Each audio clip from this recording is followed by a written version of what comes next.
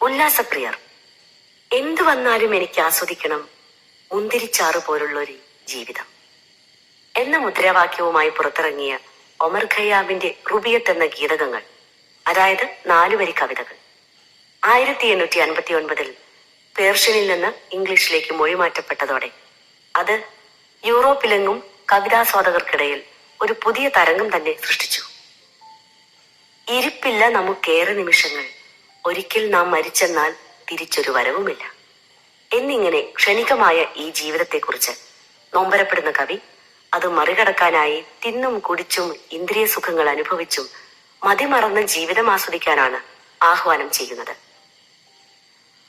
പൂ വിരിഞ്ഞിട്ടുണ്ടെങ്കിൽ അത് വാടുക തന്നെ ചെയ്യും. ജനിച്ചു വീണ എല്ലാവരും മരണത്തെ പുലുകിയേ പറ്റൂ. മരണാനന്തരമുള്ളൊരു ജീവിതത്തെക്കുറിച്ച് കിനാവ് കാണുന്നത് നിരർത്ഥകമാണ്. അതിനാൽ പിണക്കങ്ങളും പരിഭവങ്ങളും ഇല്ലാതെ ഇന്നലകളെ ഓർത്ത് ദുഃഖിക്കുകയോ നാളുകൾക്ക് നേരെ നോക്കി അസ്വസ്ഥമാവുകയോ ചെയ്യാതെ ഇന്നിനെ ആസ്വദിക്കാൻ മനസ്സിനെ തയ്യാറാക്കുകയാണ് വേണ്ടത്. പിഞ്ചോമനകളെ ഉണരൂ, ജീവിതത്തിന്റെ വീഞ്ഞ് അവസാന തുള്ളിയും വാർന്നു പോകുന്നതിന് മുൻപ് അത് ആസ്വദിക്കൂ എന്ന ഉത്ബോധനത്തിലാണ് റുബിയത്ത് ആരംഭിക്കുന്നത്. എനിയഗ്രാമിലെ 7ാം നമ്പറുകാരായ ഉല്ലാസപ്രിയർക്ക് ഇണങ്ങുന്ന ഒരു തത്വശാസ്ത്രത്തിന്റെ പ്രഘോഷണമാണ് റുബിയത്തിൽ മുഴങ്ങി കേൾക്കുന്നത്. എനിയഗ്രാമിലെ 9 നമ്പറുകളിൽ ഏറ്റവും അധികം ടെൻഷൻ ഫ്രീ ആയ നമ്പറാണിത്. ജീവിതത്തിന്റെ പിരിമുറുക്കങ്ങളൊന്നും തന്നെ തന്നിലേക്ക് വരാൻ അനുവദിക്കാതെ ആത്മവിശ്വാസത്തോടെ മുൻപോട്ട് ചരിക്കുന്നവരാണ് ഇവർ. നിഷേധാത്മകമായ എല്ലാറ്റിൽ നിന്നും മാറി നിൽക്കാനും എന്ത് വില കൊടുത്തും സന്തോഷം അനുഭവിക്കാനും ശ്രമിക്കുന്നവർ. ഓരോ ദിവസവും അവർ ഉറങ്ങി ഉണരുന്നത് തന്നെ ആനന്ദത്തിന്റെ പുതിയ പുതിയ മേച്ചിൽപ്പുറങ്ങൾ തേടിപ്പിടിക്കാനായിരിക്കും. നിറഞ്ഞ പുൽമേടുകളിൽ പുല്ലുമേയുന്ന ആട്ടിൻപറ്റങ്ങളെ പോലെയാണ് ഇവർ. ആടുകൾ ഒരു ഭാഗത്തെ പുല്ലുകൾ മുഴുവനായി തിന്നാതെ ഇലകൾ കടിച്ച് കടിച്ച് കൂടുതൽ മെച്ചപ്പെട്ടത് തേടി മുന്നോട്ട് നീങ്ങിക്കൊണ്ടിരിക്കും. 7ാം നമ്പറുകാരായ ഉത്സാഹപ്രിയർ കയ്യിലെ ആശയം വിട്ട് അല്ലെങ്കിൽ ഇഷ്ടപ്പെട്ട മേഖല വിട്ട് കൂടുതൽ ആകർഷകമായ മറ്റൊന്നിലേക്ക് നീങ്ങിക്കൊണ്ടിരിക്കും. പ്രണയത്തിലും വ്യക്തിബന്ധം നിലനിർത്തുന്നതിലുമൊക്കെ പുതുമകൾ തേടിപ്പോകുന്ന ഇവരുടെ ഈ സ്വഭാവം നിഴലിച്ചിരിക്കും. ഒന്നിലേറെ കാമുകി കാമുകന്മാരുടെ പരിലാളന അനുഭവിക്കാൻ ഭാഗ്യം സിദ്ധിച്ചവരാണ് ഇവർ. ഒരിടത്തു തന്നെ ഇരിക്കുക എന്നത് ഇവരെ സംബന്ധിച്ചിടത്തോളം അസഹ്യമാണ്. കവിഭാവന പോലെ ഉന്നതങ്ങളിൽ നിന്ന് ഉന്നതങ്ങളിലേക്ക് സ്വച്ഛന്തം നീങ്ങിക്കൊണ്ടിരിക്കുന്ന ഒരു കാൽപ്പനിക മനസ്സാണ് ഇവരുടേത്. അവരുടെ ആന്തരിക ഭാഷണങ്ങളിൽ മുഴുവൻ നിറഞ്ഞിരിക്കുന്നത് ഭാവിയെക്കുറിച്ചുള്ള നിറം പിടിപ്പിച്ച സ്വപ്നങ്ങളായിരിക്കും. മികച്ച വിനോദോപാധികൾ, ആഡംബര യാത്രകൾ, രുചികരമായ ഭക്ഷണം, കൂടുതൽ കൂടുതൽ സാഹസികതകൾ, ദൂർത്തടിക്കാൻ പണം കണ്ടെത്തൽ എന്നിവയിലൊക്കെ ചുറ്റിത്തിരിയുന്ന ഒരു അടിപൊളി ജീവിതത്തിന്റെ കാമനകളാവും ഇവരെ മുമ്പോട്ട് നയിക്കുന്നത്. കടിഞ്ഞാണില്ലാത്ത കുതിരകളെ പോലെ ഇവരുടെ പ്രയാണത്തിനിടയിൽ ഈ നിമിഷത്തെ വേണ്ടത്ര ആസ്വദിക്കാൻ ഇത്തരക്കാർക്ക് കഴിയാറില്ല. കാരണം അവരുടെ മനസ്സിൽ തുടികൊട്ടുന്നത് തൊട്ടടുത്ത നിമിഷത്തിന്റെ ആരവങ്ങളായിരിക്കും. അനന്തമായ സാധ്യതകളായാണ് അവർ ലോകത്തെ കാണുന്നത്. സഞ്ചരിക്കുന്ന ഇടങ്ങളിലെല്ലാം സന്തോഷത്തിന്റെ പൂക്കൾ വിതറാനുള്ള തത്രപ്പാടിൽ വഴിത്താരയിലെ മുൾമുനകൾ കാലിൽ തറച്ചാൽ എന്ന പോലെ പ്രതികൂല സാഹചര്യങ്ങൾ വന്ന് ജീവിതത്തിൽ ഉടക്കി നിൽക്കുമ്പോൾ അവർ വേദനാജനകമായ ഒരു അസ്വാസ്ഥ്യം അനുഭവിക്കുന്നു. ജീവിതത്തിന്റെ മധുരം നഷ്ടപ്പെട്ട് കൈപ്പേറിയ അനുഭവങ്ങൾ വന്നുപെടുമ്പോൾ കരയിൽ പിടിച്ചിട്ട മീനിനെ പോലെ അവരുടെ മനസ്സ് പിടയാൻ തുടങ്ങും. ഇടം വലം നോക്കാതെ വേദനാജനകമായ അനുഭവങ്ങൾ കുടഞ്ഞെറിഞ്ഞ് സന്തോഷത്തിന്റെ പുതിയ തുരുത്തിലേക്ക് പലായനം ചെയ്യാൻ അവർ പ്രേരിതരാവുന്നത് ഇതുകൊണ്ടാണ്. സുഖദുഃഖ സമ്മിശ്രമായ ജീവിതത്തിന്റെ യാഥാർത്ഥ്യങ്ങളെ അംഗീകരിക്കാതെ സുഖത്തിന്റെ പറുദീസകൾ മാത്രം തേടി അലയുമ്പോൾ അവർക്ക് നിഷേധിക്കപ്പെടുന്നത് ജീവിതത്തെ തനതായ രീതിയിൽ ആസ്വദിക്കാനുള്ള അവസരമാണ്. ഉറ്റവരും ഉടയവരുമടങ്ങുന്ന സഹസമൂഹം ഇവരുടെ പെരുമാറ്റത്തിൽ അസ്വസ്ഥരാവുകയും അവരെ പൊതുധാരയിൽ നിന്ന് അകറ്റി നിർത്തുകയും ചെയ്യും. ഒറ്റപ്പെടലിന്റെ തുരുത്തുകളാവും പിന്നെ അവർക്ക് അഭയസ്ഥാനം. എപ്പിക്യൂറിയന്മാർ. ചില എനിയഗ്രാം പരിശീലകരും ഗ്രന്ഥകാരുമൊക്കെ ഇവരെ എപ്പിക്യൂറിയന്മാർ എന്ന് വിശേഷിപ്പിക്കാറുണ്ട്.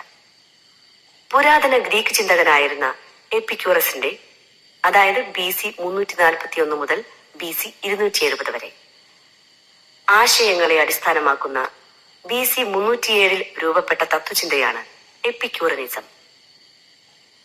എല്ലാ നന്മകളുടെയും ഉറവിടം ആനന്ദമാണ്. അതിനാൽ ആനന്ദം ലോകത്തിന്റെ ജീവവായുവാണ്.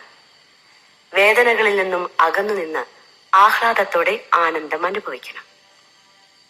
അറിവ്, സൗഹൃദം, സാമൂഹ്യ ബന്ധങ്ങൾ, മൂല്യാധിഷ്ഠിതമായ ജീവിത രീതികൾ, എല്ലാ കാര്യത്തിലും സമനില പാലിക്കാനുള്ള മാനസികാവസ്ഥ, ശാരീരിക കാമനകളെ നിയന്ത്രിച്ചു നിർത്തി സുഖഭോഗങ്ങൾ അനുഭവിക്കാനുള്ള മെയ്വഴക്കം എന്നിവയൊക്കെയാണ് നമ്മെ ആനന്ദത്തിലേക്ക് നയിക്കുന്ന ഘടകങ്ങളെന്ന് എപ്പിക്യൂറസ് സിദ്ധാന്തിക്കുന്നു.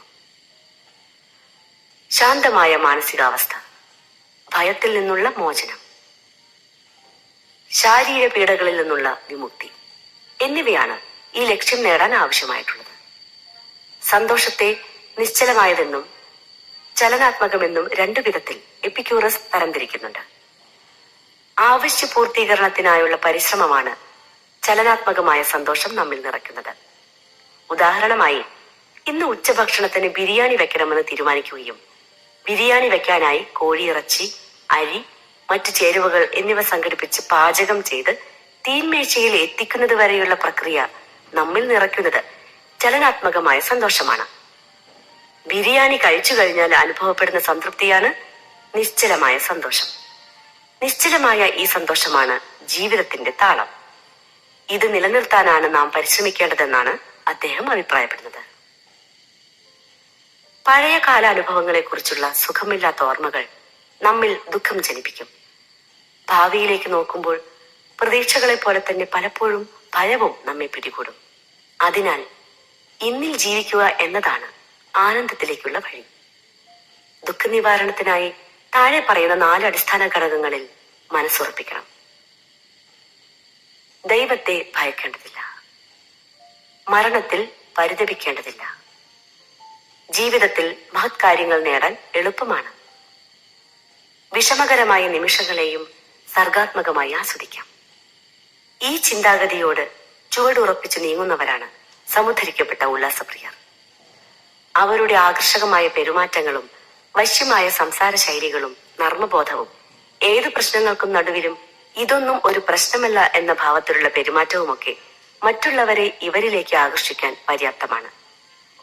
ദൈവത്തെക്കുറിച്ചോർത്ത് തലപുകയ്ക്കാതെ, മരണമെന്ന സമസ്യയ്ക്ക് ചിന്തയിൽ ഇടം നൽകാതെ ഇന്നത്തെ ജീവിതം നൽകുന്ന അനുഭൂതികളും അനുഭവങ്ങളും ആസ്വദിക്കുന്നവരാണല്ലോ ഇവർ. ആന്തരികമായി അതിശക്തമായ നീരൊഴുക്ക് ഉണ്ടെങ്കിലും പുറമേക്കെങ്കിലും ഇന്നലകളുടെ ചോരയിട്ടുന്ന അനുഭവങ്ങൾ ഗൗനിക്കാതെയും നാളുകളുടെ ആശങ്ക പരിഗണിക്കാതെയും ഇവർ ജീവിതത്തെ ആഘോഷമാക്കി മാറ്റുന്നു. പരിഭവിക്കുന്നവരോടും കുറ്റപ്പെടുത്തുന്നവരോടുമൊക്കെ അവധൂത തുല്യമായ നിസ്സംഗത്വം പുലർത്താനുള്ള ഇവരുടെ കഴിവ് അപാരം തന്നെയാണ്. തമിഴ്നാട്ടിലെ ചില വീടുകളിലെയും ഹോട്ടലുകളിലെയും ഷോക്കേസുകളിൽ കുടവയറും മൊട്ടത്തലയുമായി സദാ ചിരിച്ചുകൊണ്ടിരിക്കുന്ന തുളു ബ്രാഹ്മണരുടെ ശരീരഭാഷയുള്ള ഒരു പ്രതിമാശില്പം കാണാറുണ്ട്.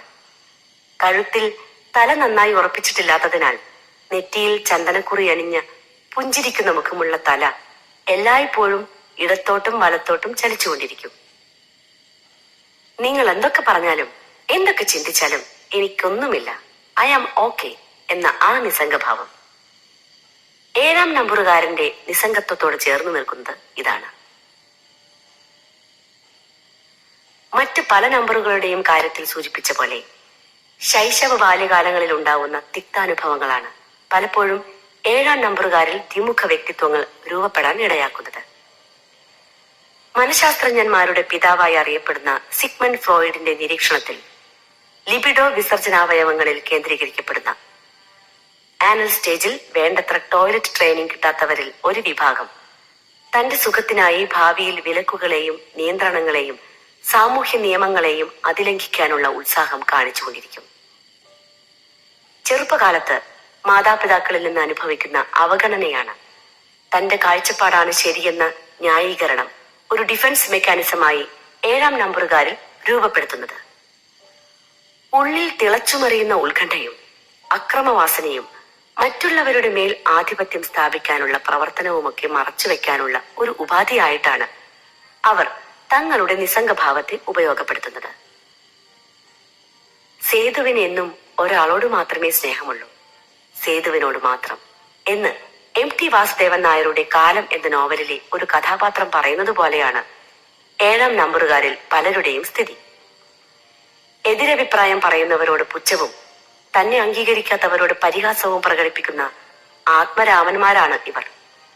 അവരുടെ കണ്ണുകൾ സൃഷ്ടിക്കപ്പെട്ടിരിക്കുന്നത് അവർക്കിഷ്ടമുള്ളത് മാത്രം കാണാനാണ്. അവരുടെ ചെവികൾ സൃഷ്ടിക്കപ്പെട്ടിരിക്കുന്നത് അവർക്കനുകൂലമായ ശബ്ദം മാത്രം കേൾക്കാനാണ്. അവരുടെ നാവുകൾ സൃഷ്ടിക്കപ്പെട്ടിരിക്കുന്നത് രുചികരമായ ഭക്ഷണം മാത്രം കഴിക്കാനാണ്. തേൻ തേടി പോകുന്ന പൂമ്പാറ്റകളെ പോലെ വിരസതയിൽ നിന്ന് രക്ഷ തേടി പുതിയ അനുഭവങ്ങളും സൗഹൃദങ്ങളും കണ്ടെത്താനുള്ള നിരന്തര യാത്രകൾക്കാണ് അവരുടെ കാലുകൾ സൃഷ്ടിക്കപ്പെട്ടിരിക്കുന്നത്. ഏത് വിഷയത്തിലും അനായാസമായി സംസാരിക്കാനുള്ള കഴിവ്, ഉപരിപ്ലവമായ തലത്തിലാണെങ്കിലും ഒരു വെടിക്കുള്ള മരുന്ന് സംഭരിക്കാനായാണ് അവരുടെ കരങ്ങൾ രൂപപ്പെടുത്തിയിരിക്കുന്നത്. ഇന്ദ്രിയ സുഖങ്ങളിൽ അഭിരമിക്കാനാണ് അവരുടെ സ്പർശനേന്ദ്രിയങ്ങൾ രൂപപ്പെടുത്തിയിരിക്കുന്നത്. സവിശേഷതകൾ ഒറ്റനോട്ടത്തിൽ. 7-ാം നമ്പറുകാരായ സുഖഭോഗികളെ ഒറ്റനോട്ടത്തിൽ ഇങ്ങനെ വിലയിരുത്താവുന്നതാണ്. ഒന്നിലും ഉറച്ചു നിൽക്കാത്തവർ, സൗന്ദര്യാസ്വാദനവും സാഹസികതയും നർമ്മബോധവും കൈമുതലാക്കിയവർ, എന്തിലും നല്ലത് മാത്രം കണ്ടെത്തുന്നവർ, സ്വയം ന്യായീകരിക്കുന്നവർ, നിറം പിടിപ്പിച്ച സ്വപ്നങ്ങളുമായി നടക്കുന്നവർ, ഇമ്പമാർന്ന സംസാരം, പ്രതീക്ഷയുടെ തിളക്കമുള്ള കണ്ണുകൾ, കാര്യങ്ങൾ അവതരിപ്പിക്കുന്നതിലെ യുക്തിയുക്തത, വേഗത, എല്ലാ കാര്യത്തിലും ഉപരിപ്ലവ തലത്തിലെങ്കിലും അറിവ് നേടുന്നവർ, തന്നെ തന്നെ സ്നേഹിക്കുന്നവർ, പ്രതിസന്ധി ഘട്ടങ്ങളിൽ നിന്ന് ഒഴിഞ്ഞു മാറുന്നവർ, ശുഭാപ്തി വിശ്വാസം പുലർത്തുന്നവർ, പുതുമ തേടി പരക്കം പായുന്നവർ. ജോൺസന്റെ ലീലാവിലാസങ്ങൾ. കോളേജ് വിദ്യാഭ്യാസമെല്ലാം അവസാനിപ്പിച്ച് വീട്ടിൽ തിരിച്ചെത്തിയിരിക്കുകയാണ് ജോൺസൺ. 4-5 വർഷത്തെ വിലക്കുകളില്ലാത്ത ഹോസ്റ്റൽ ജീവിതം അവനെ വല്ലാതെ മാറ്റിമറിച്ചിരിക്കുന്നു. അയച്ചു കിട്ടുന്ന പണം ഉപയോഗിച്ച് കൂട്ടുകാരുമൊത്ത് ആടിപ്പാടി നടക്കുന്നതിനിടയിൽ പഠനരംഗത്ത് വേണ്ടത്ര നിലവാരത്തിലെത്താനും കഴിഞ്ഞിട്ടില്ല. മൊബൈൽ ഫോണും ലാപ്ടോപ്പും ടിവിയും അടങ്ങിയ ഒരു സ്വപ്നലോകമാണ് ജോൺസനെ സംബന്ധിച്ചിടത്തോളം വീട്. വീട്ടിലെ ദൈനംദിന കാര്യങ്ങളിലേക്കൊന്നും ടിയാൻ തിരിഞ്ഞു നോക്കാറ് പോലുമില്ല. എന്തെങ്കിലും ഒരു ജോലി തരപ്പെടുത്തിയെടുക്കാനുള്ള ഉത്സാഹവുമില്ല. തന്നെ തീറ്റിപ്പോറ്റി നിലനിർത്തേണ്ട ചുമതല ഇനിയും രക്ഷിതാക്കളിൽ അർപ്പിച്ചിരിക്കുകയാണ് അവൻ. വീട്ടിലെ ഭക്ഷണത്തിലും മറ്റു സൗകര്യങ്ങളിലുമൊക്കെ നിരന്തരം പരാതി, വളരെ വൈകിയുള്ള ഉറക്കവും ഉണരലും. വീട്ടിൽ നിർഗുണ പരഭ്രമമായി ഇരിക്കുമെങ്കിലും പുറത്തിറങ്ങിയാൽ കൂട്ടുകാരുമൊത്തുള്ള ഉല്ലാസത്തിന് യാതൊരു കുറവുമില്ല. കൂട്ടുകാരുമൊത്ത് പുറത്തിറങ്ങിയാൽ മദ്യപാനമടക്കമുള്ള എല്ലാ വിനോദ പരിപാടികളും കഴിഞ്ഞ് വീട്ടിലെത്താൻ ഏറെ വൈകും. പരാതി പറഞ്ഞാലും പരിഭവം കാണിച്ചാലുമൊക്കെ നിസ്സംഗഭാവം. എനിയഗ്രാമിലെ കീഴ്പോട്ട് പതിച്ച 7-ാം നമ്പറുകാരുടെ പ്രതീകമാണ് ജോൺസൺ. മറ്റുള്ളവരുടെ വികാരങ്ങൾ കണക്കിലെടുക്കാതെ സ്വന്തം കാര്യം നോക്കി നടക്കുന്നവരാണ് അവർ.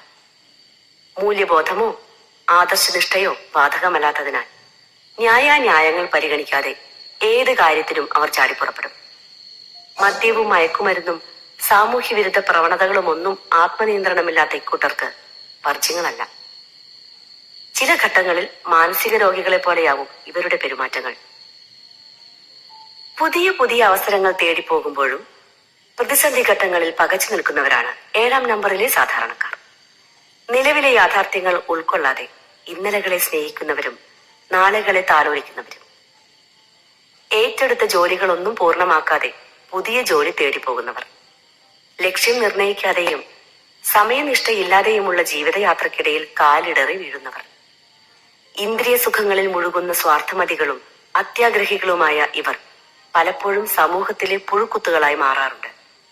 സ്ഥിരമായി ഒരിടത്തിരിക്കാതെ മരത്തിൽ നിന്ന് മരത്തിലേക്ക് ചാടി ചാടി സഞ്ചരിക്കുന്ന കുരങ്ങാണ് ഇവരുടെ പ്രതീകം. സമുദ്ധരിക്കപ്പെട്ട 7-ാം നമ്പറുകാരാവട്ടെ ഈ ലോകം കനിഞ്ഞരുളിയ വൈവിധ്യങ്ങളിലെ സൗന്ദര്യം ആസ്വദിക്കാനും അനുഭവിക്കാനും കഴിവുള്ളവരാണ്. വീണുകിട്ടുന്ന എല്ലാ സന്ദർഭങ്ങളിലും ആവേശത്തോടെ ശുഭാപ്തി വിശ്വാസം നിറയ്ക്കാൻ കഴിവുള്ള ഇവർ ലോകത്തിന്റെ തന്നെ ആവേശമാണ്. പ്രപഞ്ചത്തിന്റെ താളത്തിനൊപ്പം നിന്ന് പ്രതികൂല സാഹചര്യങ്ങളെ പോലും അനുകൂലമാക്കി മാറ്റി ലോകത്ത് സൗന്ദര്യം നിറയ്ക്കാനും ശാന്തത കൈവരുത്താനും ഇവർക്ക് കഴിയും. സ്വന്തം ഇക്കിഗായി കണ്ടെത്തിയവർ. ലോകത്ത് ഏറ്റവും അധികം സെഞ്ചുറിയന്മാർ, അതായത് 100 വയസ്സിലേറെ ജീവിക്കുന്നവർ ജപ്പാനിലെ ഒക്കിനാവോ എന്ന ദ്വീപിലാണ് ഉള്ളത്. 100 വയസ്സ് കഴിഞ്ഞ ഒട്ടേറെ ആളുകൾ അവിടെ ജീവിക്കുന്നുണ്ടെന്ന് മാത്രമല്ല, അവരൊക്കെ പൂർണ്ണ ആരോഗ്യത്തോടെ തന്നെ ജീവിക്കുന്നു എന്നതാണ് അത്ഭുതകരമായ വസ്തുത. 100-ൽ താഴെയുള്ള വൃദ്ധന്മാരും പരിപൂർണമായ ആരോഗ്യത്തോടെ കഴിയുന്നവരാണ്. ഇവരുടെ ആരോഗ്യ രഹസ്യം അന്വേഷിച്ചറിയാനായി ഒരു സംഘം പത്രപ്രവർത്തകർ ഒക്കിനാവോ സന്ദർശിക്കുകയും കുറെ ദിവസങ്ങൾ ഒക്കിനാവോയിലെ ജനങ്ങളോടൊത്ത് ജീവിക്കുകയും ചെയ്തു. അവരുടെ ആരോഗ്യ രഹസ്യങ്ങളെ കുറിച്ചുള്ള കണ്ടെത്തലുകൾ ഹെക്ടർ ഗാർസിയ, ഫ്രാൻസിസ് മിറാലസ് എന്നിവർ ചേർന്ന് ഇക്കിഗായ് എന്ന പേരിൽ 2016 ഒരു പുസ്തകമായി പ്രസിദ്ധീകരിച്ചു. ഇക്കിഗായ് എന്ന ജപ്പാനീസ് വാക്കിന്റെ അർത്ഥം ജീവിച്ചിരിക്കുന്നതിന്റെ അർത്ഥം എന്നാണ്. ഒക്കിനാവോയിലെ സെഞ്ചൂറിയന്മാരെ പറ്റിയുള്ള പ്രധാന കണ്ടെത്തലുകൾ ഇവയാണ്. റിട്ടയർമെന്റ് എന്ന പദം അവരുടെ ഭാഷയിലില്ല.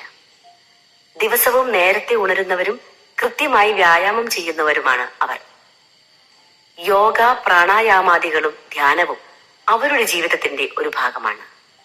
നടക്കാനുള്ള ഒരവസരവും അവർ പാഴാക്കാറില്ല. അവരുടെ ഭക്ഷണത്തിലെ പ്രധാന ഭാഗങ്ങൾ പഴങ്ങളും പച്ചക്കറികളുമാണ്. പകുതി ഭാഗം ഭക്ഷണം, 1/4 ഭാഗം വെള്ളം, 1/4 ഭാഗം വായു എന്നതാണ് വയറിലെ ഭക്ഷണത്തിന്റെ അളവ്. കണ്ടുമുട്ടുന്ന എല്ലാവരെയും ആത്മസുഹൃത്തുക്കളായി സ്വീകരിക്കുന്നു. പുഞ്ചിരി ഇവരുടെ മുഖമുദ്രയാണ്. ഭക്ഷണത്തിൽ മധുരം അല്പം മാത്രം. ഇടഭക്ഷണങ്ങൾ തീരെയില്ല. കുട്ടികളുമായും വളർത്തുമൃഗങ്ങളുമായും കളിക്കുന്നു. കായികവും മറ്റുമായ എല്ലാ വിനോദങ്ങളിലും പങ്കെടുക്കുന്നു. സാമൂഹ്യമായ കൂടിച്ചേരലുകൾക്ക് പ്രാധാന്യം നൽകുന്നു. മനസ്സിലുള്ളത് തുറന്നു പറഞ്ഞ് മനസ്സിനെ ലഘൂകരിക്കുന്നു. ജീവിതാഭിലാഷമനുസരിച്ച് ജീവിക്കാൻ ഭാഗ്യം സിദ്ധിച്ചവരാണ് ഒക്കിനാവോക്കാർ. ജീവിതയാത്രയിലെ ചെറുതും വലുതുമായ എല്ലാ പ്രവർത്തനങ്ങളെയും അവർ ജീവിത ദൗത്യമായി പരിഗണിക്കുന്നു. ജീവിതാഭിലാഷം ജീവിത ദൗത്യമായി മാറുന്നതോടെ ഉല്ലാസവാന്മാരായ അവർ ജീവിതം സർഗാത്മകമാക്കുന്നു. സമുദ്ധരിക്കപ്പെട്ട 7-ാം നമ്പറുകാരിൽ നിന്ന് ലോകം പ്രതീക്ഷിക്കുന്നതും ഈ സർഗാത്മക ജീവിതമാണ്. സമുദ്ധരിക്കപ്പെട്ട 7-ാം നമ്പറുകാരുടെ പ്രതീകം ചിത്രശലഭമാണ്.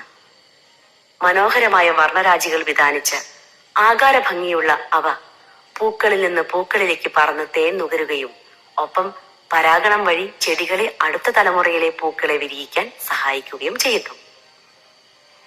നിർദ്ദേശങ്ങൾ. ഒക്കിനാവോയിലെ സെഞ്ചൂറിയന്മാരെ കുറിച്ചുള്ള കണ്ടെത്തലുകൾ 7-ാം നമ്പറിലെ ഉത്സാഹശാലികൾക്കും അനുകരിക്കാവുന്നതാണ്.